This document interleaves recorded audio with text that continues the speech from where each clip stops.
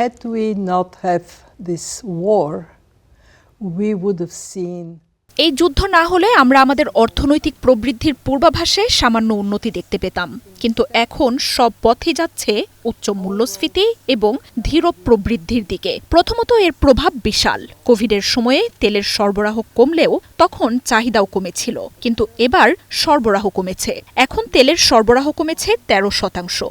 ফলে তেল, গ্যাস এবং সার থেকে শুরু করে সরবরাহ চেইনেই সব মিলিয়ে বড় ধরনের প্রভাব পড়েছে। দ্বিতীয়ত এই প্রভাবটি বৈশ্বিক। পৃথিবীর সবাই এর প্রভাব অনুভব করছে। যারা জ্বালানি আমদানি করে তারা বেশি ক্ষতিগ্রস্ত হচ্ছে, কিন্তু যারা জ্বালানি রপ্তানি করে মধ্যপ্রাচ্যের সেসব দেশও প্রভাব থেকে রেহাই পাচ্ছে না।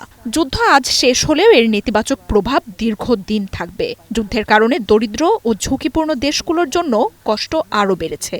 যাদের কোনো জ্বালানি মজুদ নেই, আর্থিক সক্ষমতাও নেই জনগণকে সহায়তা দেয়ার। যখন সরবরাহ সংকট থাকে তখন মানুষকে বেশি অর্থ দেওয়াও খারাপ সিদ্ধান্ত হতে পারে, কারণ এতে মূল্যস্ফীতি আরও বাড়ে। তবে দরিদ্র ও ঝুঁকিপূর্ণ মানুষদের জন্য লক্ষ্যভিত্তিক সাময়িক সহায়তা অত্যন্ত গুরুত্বপূর্ণ হবে। দুঃখজনকভাবে আমরা এমন এক বিশ্বে বাস করছি যেখানে সংকটের সম্ভাবনা এবং অনিশ্চয়তা অনেক বেশি। এই পরিস্থিতিতে সবচেয়ে গুরুত্বপূর্ণ হল মজবুত অর্থনৈতিক ভিত্তি তৈরি করা, ভালো প্রতিষ্ঠান গড়ে তোলা, আর্থিক সক্ষমতা তৈরি করা। সবকিছু নিয়ন্ত্রণ করা না গেলেও নিজের নীতিমালা যতদূর সম্ভব ঠিক রাখা। আমরা এরই মধ্যে অনেক দেশের কাছ থেকে আর্থিক সহায়তার অনুরোধ পাচ্ছি।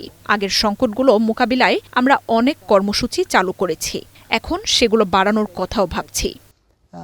17% of their gas production